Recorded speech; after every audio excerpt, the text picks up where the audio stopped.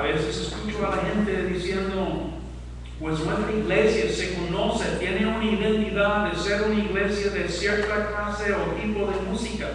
Cantamos solamente himnos o tenemos nosotros una alabanza contemporánea y donde creemos que nuestra identidad se basa en eso. Bíblicamente, nuestra identidad no se basa en eso. Se basa en lo que Dios ha hecho por nosotros en Cristo, y eso se describe muy bien en Efesios 1, del 3 al 14.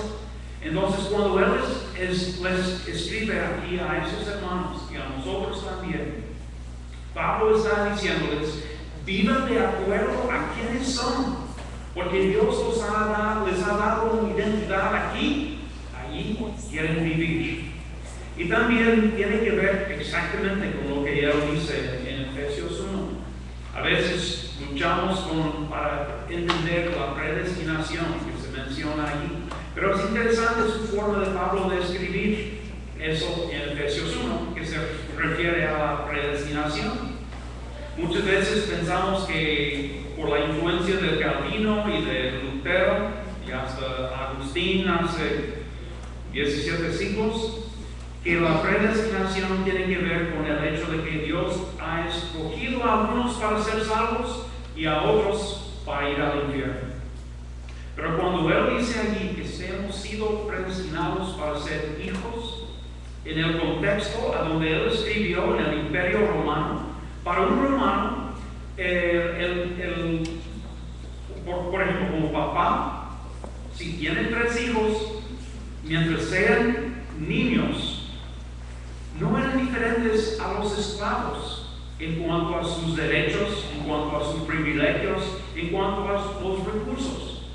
Vivían en un sentido iguales como los esclavos de su casa.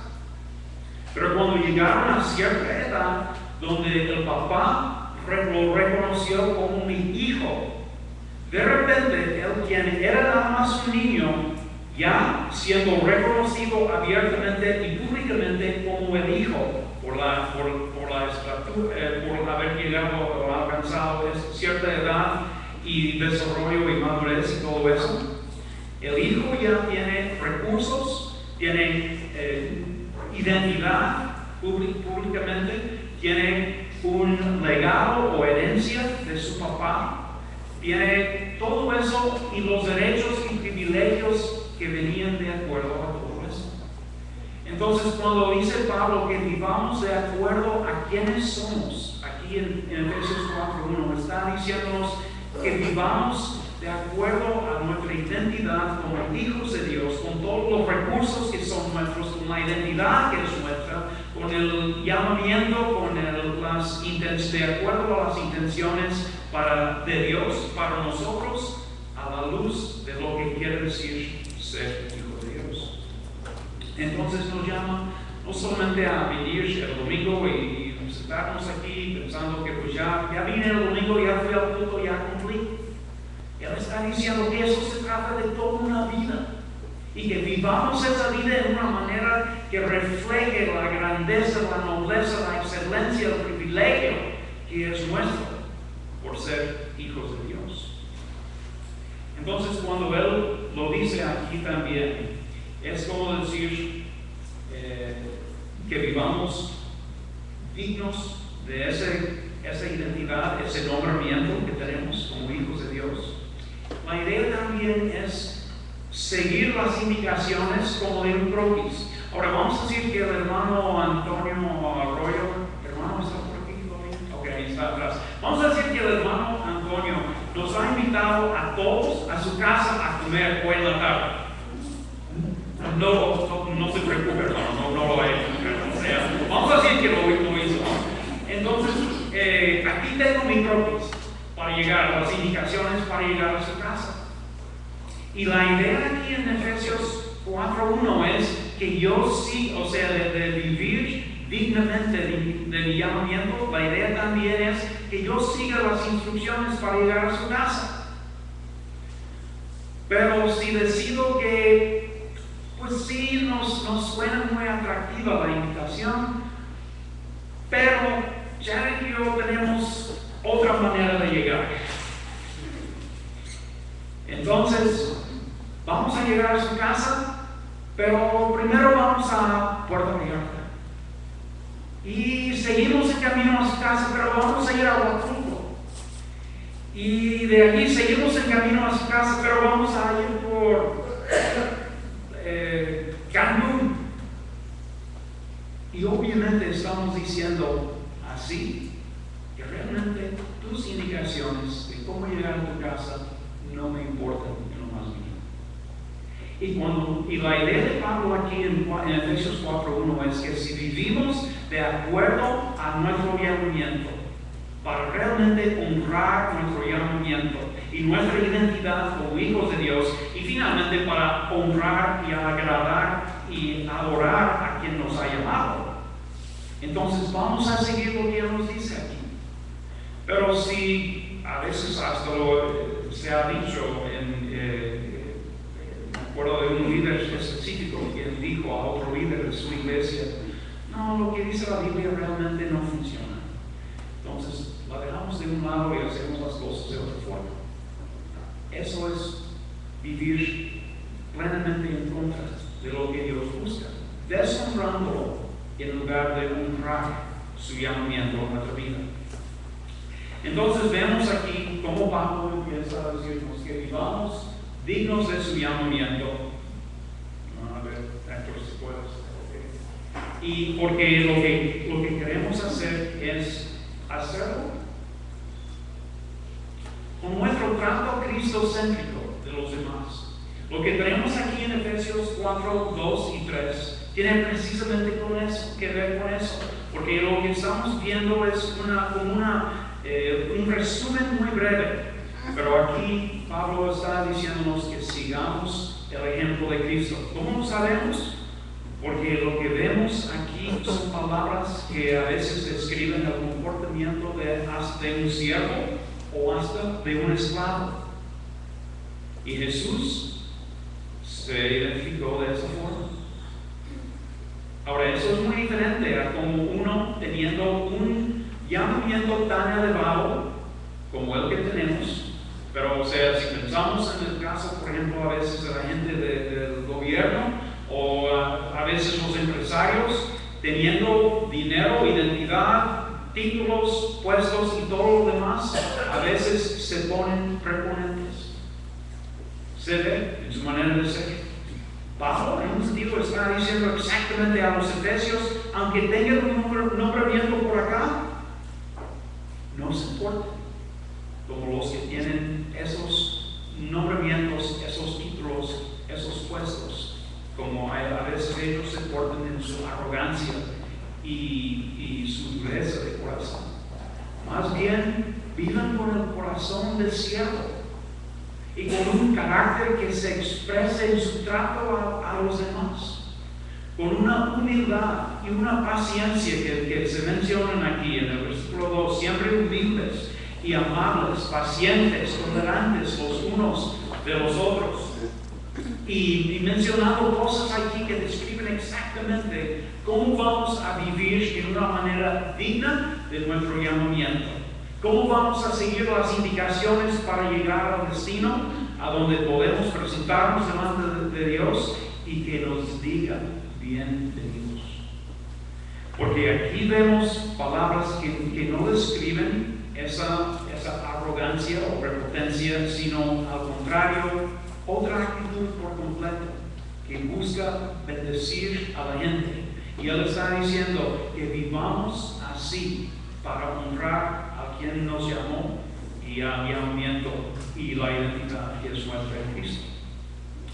Y cuando uno piensa en la iglesia de Éfeso, es un lugar perfecto para poner todo eso a la prueba, porque era una iglesia mixta en cuanto a sus culturas. Había creyentes judíos con una cultura, vivían de acuerdo a la ley, por lo menos hasta cuando se entregaron a Cristo y creyeron en Él.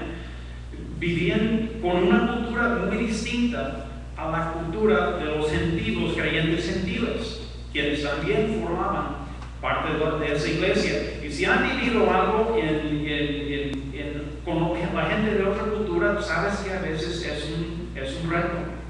Cuando terminé en el seminario, nos cambiamos el seminario a pastorear, ser pastores en una iglesia pues, principalmente de negros.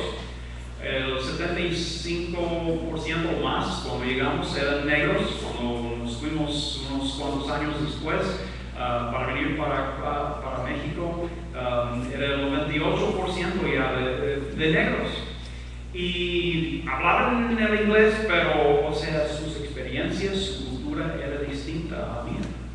Y yo me acuerdo de cuánto el Señor tenía que enseñarme allí. Después también, o sea, sigo aprendiendo, pero allí estuvimos en una reunión con los diáconos una vez y había un hermano que se llama Hollis.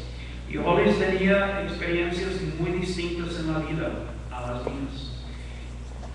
Y me acuerdo en esa reunión cuando él sacó un comentario, no me acuerdo cuál fue el comentario, pero tan como para mí despistado, tan desconectado con la realidad, tan antibíblico, que yo nada más así, hice así con los ojos, o sea, no sé cómo se dice en español hacer eso, pero o sea, con los ojos así, ¿cómo puedes creer eso? Es una tontería. Y me di cuenta al momento como el Señor me habló y me pegó más bien para decirme, si Él lo dice, puede estar tal vez muy equivocado, pero tiene cosas en su trasfondo que han contribuido a esa manera de pensar y para Él es una conclusión lógica. Y tienes que investigar qué es lo que ha pasado en su vida para que Él piense de esa manera. Y luego después de la reunión, tuve que pedirle perdón y decirle, Hollis, necesitas explicarme más de eso porque no entiendo tu perspectiva. Pero iba descubriendo de allí en adelante, en un sentido, qué tanto tenemos que estar pendientes de los que están alrededor de nosotros con otras experiencias, otra forma de ser, otro trasfondo, y darnos cuenta de que precisamente por eso Pablo habla de ser tolerantes los unos a los otros, soportándonos los unos a los otros. O sea, y dice en amor. Vemos aquí que hay cuatro palabras que se incluyen en la lista en Gálatas 5 del fruto del Espíritu Santo. Y obviamente lo que él está describiendo aquí es una vida guiada, motivada e impulsada por el Espíritu Santo, obrando en nosotros para hacernos como Jesús y para manifestar esa vida de Jesús en nosotros, en nuestro trato de los demás. Y él dice aquí también, en el versículo 3, esfuércense por mantener la unidad del Espíritu mediante el vínculo de la paz. La palabra que se usa allí, cuando Pablo usó algo que escribió más bien esta carta, es una palabra muy energética, o sea, una palabra de urgencia. Tal vez su urgencia se pueda ilustrar de esta forma. Cuando tuve 9 o tal vez 10 años, estuvimos mi mamá y yo con mi papá de viaje en los Estados Unidos, él ciertamente en un viaje de negocios y nosotros le acompañábamos en el verano y estuve yo en una barca ahí en el hotel. Y entonces, o sea, yo haciendo lo mío, o sea, jugando ahí en el lago. Y de repente oí que alguien decía, ¡agárralo, pásalo allá! ¿Qué? Y otra vez lo mismo. Y me volteé para ver quién hablaba. O sea, qué loca estaba hablando atrás de mí. Y me di cuenta que había una señora ahí, una mamá, y me hablaba a mí. Y pues yo no sabía por qué. Pero luego me lo dijo otra vez, agárramela, pásamela, y apuntando hacia abajo. Y luego me fijé, y había una niña de como 3 años allí flotando en el agua, pero sumergida. Y por eso Por eso quería que la agarrara para pasársela y realmente quitarle del agua y ahorrarle, rescatar para que no se ahogara. Esa intensidad es la misma palabra que Pablo utiliza aquí cuando dice esfuércense para mantener la unidad. Es como para decir que la unidad del cuerpo de Cristo es tan importante. Tenemos que darle tanta urgencia. Tenemos que hacer todo lo necesario para mantenerla. Y si no, pues hay cosas muy duras que se dicen en el Nuevo Testamento a los que van amenazando la unidad del pueblo de Dios. Es una prioridad tan alta para Dios. Y por eso Pablo lo incluye aquí cuando habla primeramente de que podemos honrar nuestro llamamiento, nuestra identidad, nuestro nombramiento como hijos de Dios para pasar la eternidad con Dios mismo. Y lo hacemos a través de nuestro trato cristocéntrico con los demás. Es una cosa bien importante que Pablo dice aquí. Pero también luego los versículos 4 a 6 dice también algo que tiene que ver con lo mismo. Porque dice allí que honremos nuestro nombramiento aferrándonos solo de lo esencial y de acuerdo a cómo Dios lo define. Es interesante considerar quién es que escribe estas palabras, porque Pablo es el autor humano de esta carta a la iglesia de Éfeso. Y Pablo era un judío, obviamente, había crecido en un contexto hebreo de acuerdo a la ley. Entonces, cuando él creció siendo un fariseo, él sabía que la ley de los judíos era una ley bastante extensa. Igual voy a ilustrarlo de esa manera. Vamos a decir que estos asteriscos aquí, pues no los ven por allá arriba, pero empieza por el número 1 y luego hasta el 150. Luego del 150 hasta 300 y hasta el 450 y de regreso o de arriba a los 613. ¿Cuáles son? Cada uno representa una ley del Antiguo Testamento, porque no son solamente 10, son 613. O sea, está enumerado aquí desde 1 al 613. Y si cada número representa una ley del Antiguo Testamento, Pablo viene de un contexto como judío diciendo, así vivimos. Con nuestras vidas gobernadas por 613 leyes, para agradar a Dios y hacernos aceptables a Dios para ser perdonados. Entonces, él viene de ese trasfondo, pero lo interesante, hasta lo triste realmente, es lo que sucedió después. Porque en el Antiguo Testamento, la religión de los judíos consistía en las 365 prohibiciones, 248 mandamientos, y eso les dio un total de 613 leyes que los judíos supuestamente tenían que obedecer para ganarse la vida eterna en el Antiguo Testamento. Realmente no era así, pero así creían algunos de ellos.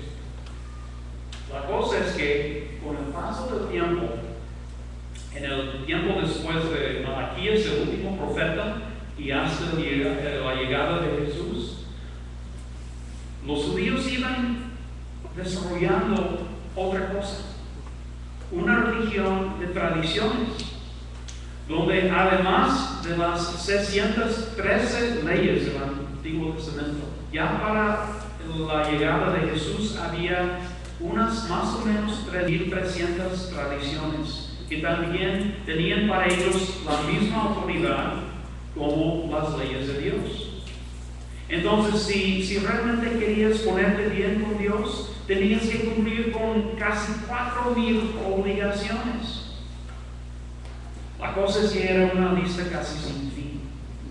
Pero cuando uno piensa en eso y te das cuenta que todo lo que viene aquí en estas líneas blancas, de color negro, y son realmente esa más la tercera parte de las 3,300 tradiciones que tenían en el primer siglo, uno se da cuenta que los que armaron el judaísmo armaron una cosa muy distinta de la religión del pueblo de Israel en el Antiguo Testamento, porque extendieron las leyes de Dios con una lista casi sin fin de tradiciones humanas y cambiaron toda la naturaleza de lo que Dios les dio en el Antiguo Testamento.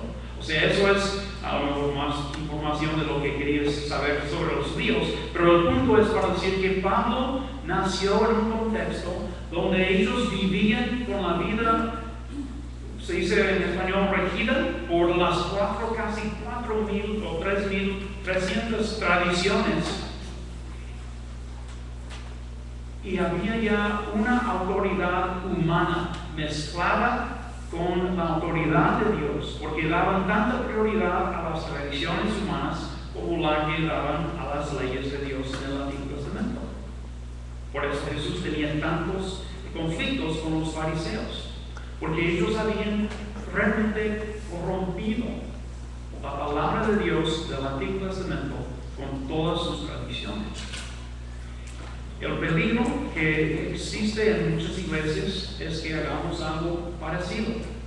No tendremos una lista de a lo mejor de 3,300 tradiciones, pero es a veces preocupante ir a nuestras iglesias, escuchar las tradiciones que están allí y compartirlas o enseñadas con una autoridad igual a la autoridad de Dios, de la palabra de Dios, cuando para Dios no tiene esa autoridad.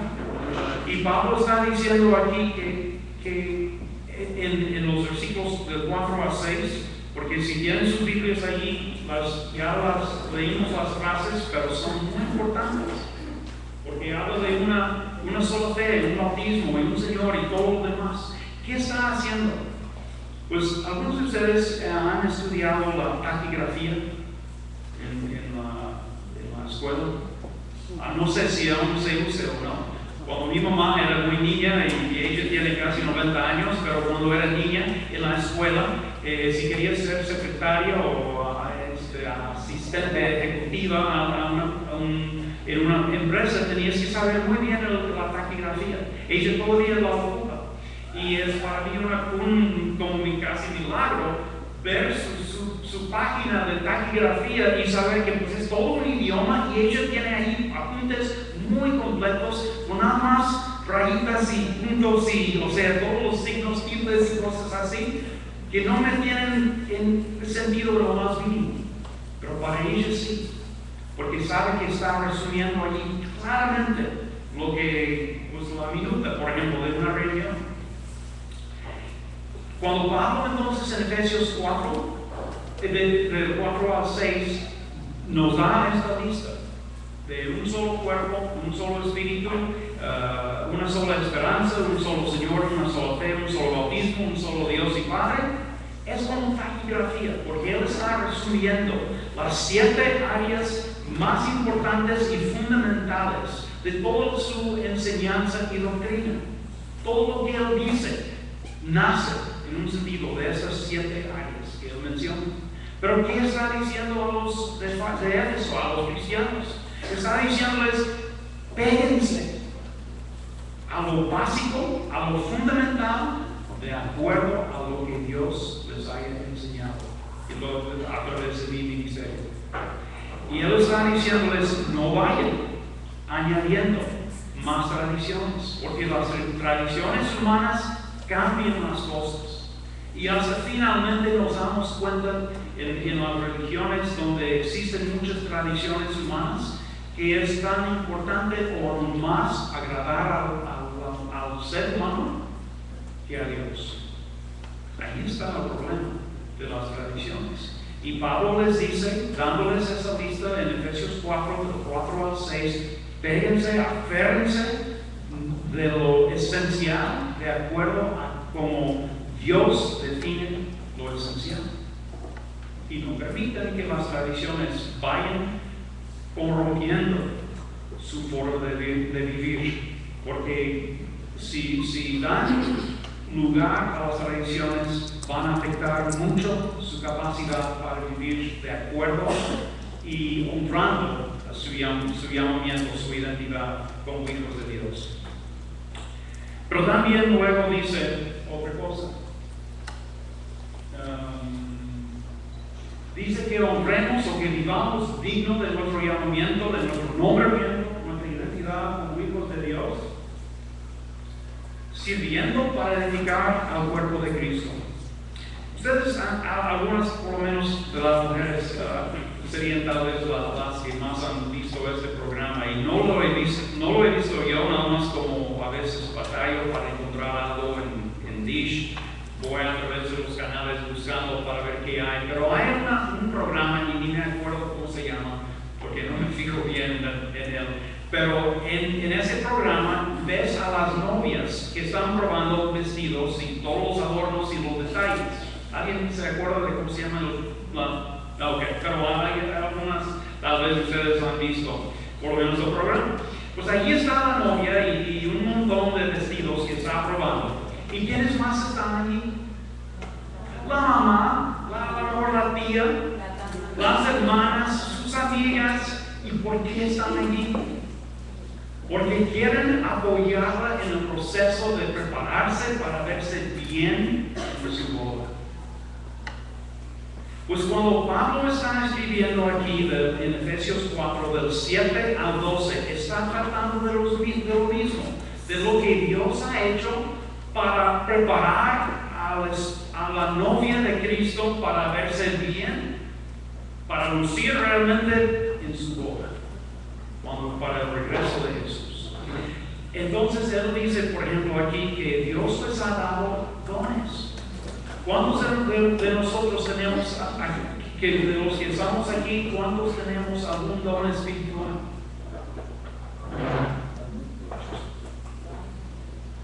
Todos. Si somos creyentes en Cristo, nacidos de nuevo por la presencia del Espíritu Santo, nosotros tenemos dones. ¿Y por qué nos da Dios dones? Para usarlos para edificar el cuerpo de Cristo. Aún en el evangelismo y otras cosas que podemos hacer fuera de esos muros, son finalmente para edificar al cuerpo. Entonces, cuando Él nos da dones, es para involucrarnos activamente en participar en la vida de su cuerpo, para bendecir a los demás tal como hemos sido bendecidos, para que seamos canales de la gracia de Dios a los demás, tal como la estamos recibiendo, y para evitar que vivamos como cristianos al estilo Mar Muerto. Sí saben por qué murió el Mar Muerto, ¿no? Tiene creo que en la temporada seca de Israel, tiene por lo menos 4 ríos que van entrando y vaciando su agua en el Mar Muerto. Y en la temporada de lluvias tiene como 5 más ríos que también fluyen a dejar sus aguas ahí en el Mar Muerto. Pero ¿por qué se murió hace milenios? Porque no tiene salidas. No tiene ninguna salida. Entonces el agua por el calor sigue evaporándose y dejando allí todos los minerales y la basura que ha metido en el lago. Y nada puede vivir en el Mar Muerto, precisamente porque tiene puras entradas y nada de salidas. Hay cristianos que a veces somos así también. Estamos consumiendo continuamente, pero si no estamos sirviendo, si no estamos compartiendo de la gracia de Dios que nos está llegando, entonces esa gracia pierde su frescura, su atrayente, su atractivo, y deja de ser algo como para llamar a los demás a querer experimentar lo que yo estoy encontrando en si no estoy sirviendo para edificar al cuerpo de Cristo, a la iglesia, entonces, en un sentido, si no estoy sirviendo, no sirvo. O sea, en cuanto a mi participación activa para beneficiar a la iglesia.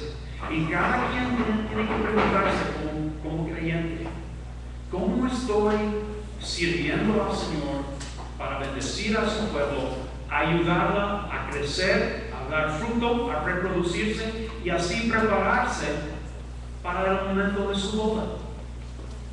¿Cómo estoy aprovechando y sacándole jugo a la gracia que Dios me ha dado? Porque la gracia que Él nos da no solamente viene para perdonarnos nuestros pecados, sino para habilitarnos para ser instrumentos en sus manos para bendecir a los demás.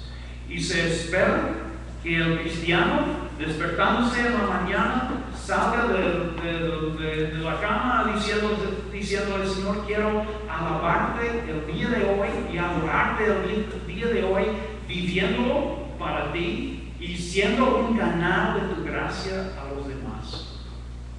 Eso es lo que Pablo quiere tratar aquí con nosotros. Ahora, no sé en los cuerpos de ustedes, pero en el mío, yo necesito de todos los órganos que tengo. Y cuando uno o dos se ponen rebeldes o deciden pues ya no funcionar, o si el hígado se pone en huelga y los pulmones deciden que no, los riñones me hicieron esto, entonces ya no voy a apoyarles. Yo estoy frito.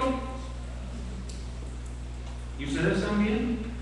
Pero y cuando sucede en la iglesia, pues las cosas nos van mal también. Entonces los dones son indescriptiblemente importantes para nuestro bienestar, porque cuando estamos recibiendo de la gracia de Dios y compartiéndola, va sanándonos a nosotros también. Por eso Jesús puede decir, pues es tan bendecido o aún más el quien da, o es más bien más bendecido dar que recibir. Es por el beneficio que nosotros mismos recibimos al dar. Y al dejar que la gracia de Dios fluya a través de nosotros. Y luego Él dice en esta misma sección que ha dado líderes a la iglesia para precisamente hacer algo clave con esos dones. Y Él menciona a los apóstoles, los profetas, los evangelistas, los pastores maestros. Son 4 clases de líderes o categorías de líderes. Y no los da a la iglesia para que ellos hagan el ministerio, sino de acuerdo a lo que dice aquí en el 12, los dio al pueblo de Dios ¿para qué? Para capacitarnos para hacer el ministerio. Ahora, viene un nuevo pastor y su esposa con ustedes. ¿Cuál es su llamamiento? Ustedes van a pagarles, supongo, un sueldo. ¿Cuál va a ser el propósito de eso? Él viene a ministrarles primeramente a ustedes para que ustedes estén sentados en las bancas con los brazos cruzados y gozándose de recibir el ministerio tan lindo del hermano Cheque. No, según eso, Él viene a capacitarlos a ustedes para que ustedes hagan el ministerio. Los ministros no son Cheque y Patty. Ustedes son los ministros. Y el Señor les ha llamado no para que ellos realicen todo el ministerio y ustedes consuman todo el ministerio, sino para que ellos los preparen a ustedes para servir, los equipen, para servir, los capaciten, para servir utilizando sus dones. Entonces quieren tener mucho cuidado aún en su descripción de funciones del nuevo pastor, porque no quieren dar las responsabilidades que les tocan a ustedes.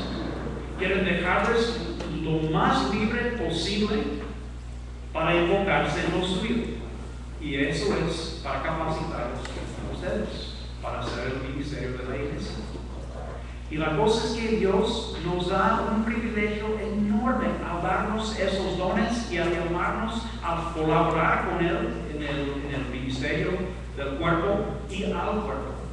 Porque uno se da cuenta de que cuando descubro mis dones, cuando empiezo a desarrollarlos y ponerlos a trabajar, me recarga las pilas en una manera que el estar nada más sentado recibiendo continuamente no lo hace. Si no estoy sirviendo, no voy a crecer bien. Si no estoy sirviendo, no voy a experimentar la gracia de Dios obrando en mí y a través de mí en maneras que de otro modo nunca van a suceder. O sea, yo me hago un beneficio enorme.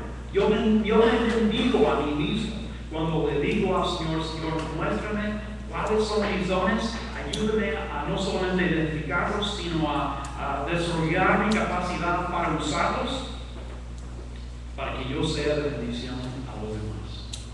O sea, yo veo que muchas veces nos topamos con un muro invisible cuando rehusamos servir, cuando rehusamos poner en práctica nuestros dones. Pero cuando le decimos al Señor, Señor, sí, muéstrame lo que son. Y cuando empezamos a descubrir cuáles son y a capacitarnos para usarlos y a ponerlos a trabajar, las bendiciones vienen aumentándose aún mucho más que antes. Es para nuestro bienestar y tanto para el bienestar de otros. Y los dones son indiscutiblemente importantes, y la realidad es que una iglesia sana siempre tiene un porcentaje muy elevado de personas sirviendo de acuerdo a sus dones. Y eso implica entonces que cada iglesia necesita tener un ministerio de gente que sirva para ayudar a los demás a descubrir sus dones y ponerlos a trabajar. Pero también quiere decir que en una iglesia sana va a haber muy poca gente desempleada espiritualmente. Muy poca gente que no utiliza sus dones, y de los que hay, a lo mejor son los nuevos y no han tenido la oportunidad de descubrir cuáles son y desarrollarlos. Y en ese caso está bien, pero un cristiano de más de 2 años o más o menos, sino antes, debe saber cuáles son sus dones y tenerlos ya trabajando. Y así evitamos de vivir la vida cristiana al estilo mar muerto. Pero hay una cosa más también que se dice aquí de los versículos 13 al 16 en cuanto a cómo honrar nuestro nombramiento, nuestro llamamiento como hijos de Dios y como parte del pueblo de Dios. Y eso tiene que ver con el hecho de que lo honramos cuando vamos creciendo para ser como Jesús. Pablo dice aquí en el 13 al 16, pues trata de eso, porque el varón perfecto a veces se entiende como Jesús, a veces se entiende como una humanidad nueva, pero en ambos casos es la persona de Jesús quien se pone como la norma, porque la intención de Dios en tu vida y en la mía es hacernos como Jesús, conformarnos a la imagen de Jesús. Si tienen sus Biblias allí a la mano y quieren buscar la segunda de Corintios 3, 18, es para mí uno de mis versículos preferidos. La segunda de Corintios 3, 18.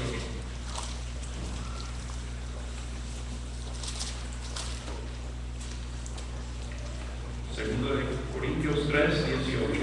Dice así en la Nueva Versión Internacional. Así, todos nosotros que con el rostro descubierto reflejamos como en un espejo la gloria del Señor, somos transformados a su semejanza con más y más gloria por la acción del Señor, que es el Espíritu. Pablo está comparando nuestra vida a un espejo. Ahora, por lo menos en mi caso, y a lo mejor en el tuyo también, cuando me veo en el espejo, ¿qué estoy viendo? Un reflejo de mi realidad, con más ganas y menos cabello y otras cosas así. Pero la cosa es que el propósito del espejo es reflejar la realidad de algo. Entonces, cuando somos creados a la imagen de Cristo, y aquí Pablo nos compara a un espejo, es para decir que en un sentido, cuando la gente ve el espejo de mi vida, ¿qué es lo que debe estar viendo? La imagen de Cristo en mí, la gloria de Cristo reflejada a través de mi vida, por mis relaciones, como vimos al inicio del capítulo 4. Porque también me apego bien a la verdad de Dios y rehúso permitir que tradiciones humanas me distraigan de eso. Pero también porque estoy usando mis dones de acuerdo a como Dios me ha diseñado para usarlos para edificar al cuerpo de Cristo. Pero también porque estoy en un proceso de crecer conscientemente, de tomar los pasos indicados para conformarme a la imagen de Jesús. Obviamente necesito de la ayuda de otros. El Espíritu Santo tiene que estar obrando en mí, pero el punto es que Dios no piensa solamente perdonarnos y dejarnos tal cual. Él piensa perdonarnos y nos da un corazón nuevo. ¿Para qué? Para que nos gusten sus intenciones, para que entendamos no solamente lo que quiere hacer en nosotros, sino para que nos deleitemos en lo que Él es y en sus propósitos, y para que nazca en nosotros el deseo de colaborar con Él.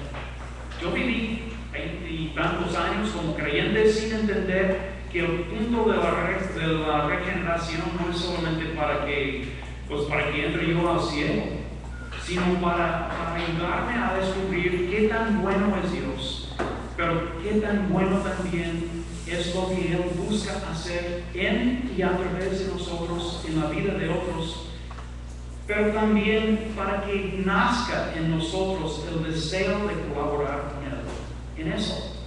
Ustedes han leído en Filipenses 2 y saben aquí que Pablo dice que Dios obra en nosotros para darnos el querer tanto como el hacer. O sea, tenemos un corazón nuevo por la entrada del Espíritu Santo para que nosotros querramos lo que Dios quiere para nosotros. Y entonces aquí cuando vamos madurando nos estamos diciendo al Señor, Señor, hazme más como tú. Quiero más de ti. Quiero amarte más. Quiero reflejar lo excelente que eres a los demás. Y cuando como iglesia pensamos en, pues, ¿por qué hacemos lo que hacemos? Pues si hacemos las cosas que hacemos solamente para cumplir con una agenda humana, pues realmente estamos perdiendo el punto. No estamos apuntando bien al blanco. Porque el blanco, según la Biblia, para nosotros es que reflejemos la gloria de Dios en nuestra vida. Y como iglesia queremos estructurar lo que hacemos para formar gente capaz de reflejar la gloria de Dios. Entonces Pablo nos dice esas cosas, porque él sabe que el nombramiento que tenemos es un nombramiento bien importante, con un potencial enorme. Y Él nos está diciendo que si vamos a vivir de una manera digna de ese nombramiento como hijos de Dios, con la identidad que tenemos, con los recursos que tenemos, con el destino que nos espera, pues que vivamos primero tratando a la gente de una manera cristocéntrica, mostrándoles ese amor, ministrándoles, pero también de una humildad nuestra, como Él lo hacía. Pero también dice que nos aferremos de la verdad, de lo esencial, según como Dios lo define. Porque la tendencia humana es de ir alargando la lista. O sea, para Pablo son 7 cosas indispensables que él menciona aquí. La tendencia humana es ir alargando mucho esa lista. Y yo veo que cuando vamos alargando esa lista, el cumplir con lo que se menciona aquí en los versículos 2 y 3, de tratarnos con paciencia, soportarnos con amor, mantener la unidad, eso se complica mucho cuando tenemos listas largas. más allá de los 7 puntos que Pablo menciona aquí. Pero también vivimos dignos de nuestro llamamiento y nombramiento cuando servimos para edificar a Cristo, al cuerpo de Cristo. Porque obviamente Dios nos da a todos, de todos los miembros de su cuerpo, dones para servir. Y luego también Él busca que tomemos pasos conscientes e intencionales para ir creciendo en conformidad a lo que Jesús es. Y espero que ustedes, como las otras iglesias con las que hemos trabajado y les hemos buscado, animado a preguntarse, ¿cómo se ve, por ejemplo, un cristiano maduro? Y si ustedes no lo han hecho, especialmente los líderes, si no han tratado eso, sería una buena pregunta. ¿Cómo se ve un cristiano maduro en su forma de ser? Pero también, ¿cuáles son los elementos que son necesarios para formar esa clase de vida? ¿Cuáles son las cosas que Jesús, por ejemplo, hacía con sus discípulos para madurarlos, para formarlos bien, para que fueran como Él?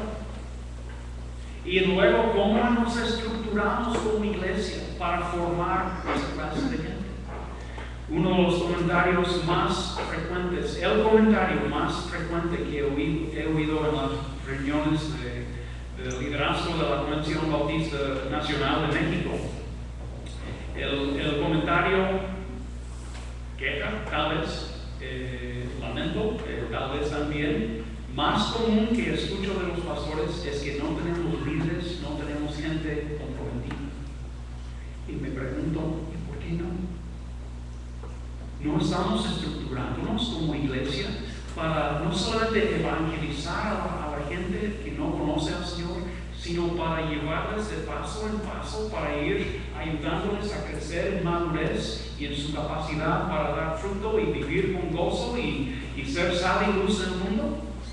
Si solamente tenemos reuniones y no estamos formando a la gente, realmente estamos perdiendo el blanco. Entonces, cuando Pablo escribe aquí de que vivamos en una manera que honre nuestro llamamiento y al que nos ha llamado y nombrado como sus hijos, está diciendo aquí pues que tenemos el potencial de llegar a presentarnos delante del Señor y escuchar las palabras: bien, buen siervo y fiel. Yo creo que tú, tanto como yo, queremos escuchar esas palabras. Entonces, ¿qué nos sirve lo que Pablo escribe aquí para guiarnos en eso? Para que vivamos realmente honrando a quien nos ha nombrado y honrando ese llamamiento, ese nombramiento en nuestra vida. Porque el gozo allí es más allá de cualquier cosa que humanamente vamos a encontrar por nuestra propia cuenta. Oremos. Te agradezco, Señor, tu palabra, porque hay cosas tan importantes en ella que nos ayudan a descubrir cómo vivir una vida verdaderamente abundante, una vida que vale la pena, una vida con gozo, una vida que también hará una diferencia eterna en la vida de otros. Guíanos, Señor, para que vivamos en una manera que te honre a ti, en una manera que cumpla con tu nombramiento en nuestra vida como hijos de Dios, porque queremos verte glorificado en lo que somos y en lo que hacemos. Bendice, Señor, a esta iglesia grandemente, en el nombre de Jesús.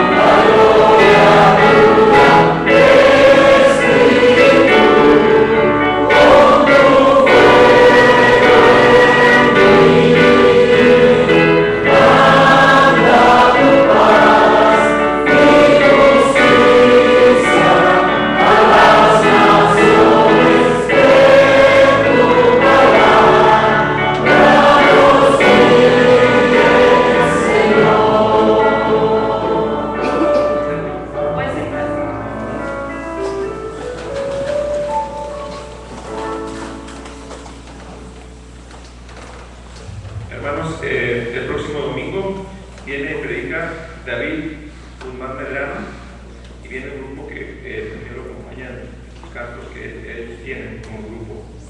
Oremos por ellos para que sea bendición el próximo domingo con nosotros. Después, su hermano Guillermo Huerta, el siguiente domingo predica. La mamá del hermano Ezequiel, habíamos comentado que le iban a operar de brazo, tiene 3 fracturas, estamos orando por ella, ya fue intervenida el lunes, mañana, estamos con nuestro hermano Ezequiel, ya finalizar su pastorado en Saltillo, para que